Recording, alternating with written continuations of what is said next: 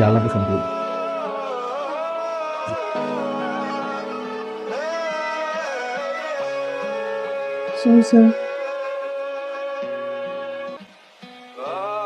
Excuse me, আরে তুমি কি অবস্থা তোমার? এত পরিবর্তন? গাড়ি কি আপনার? না, গাড়িটা তো আমার না। তো এই যে পার্কিং করা ছিল তাই বসে আছি। কেন, কোনো সমস্যা? সমস্যা তো অবশ্যই আছে, কারণ গাড়িটা আমার, তোর বাপের না। সো না না জেন্টস,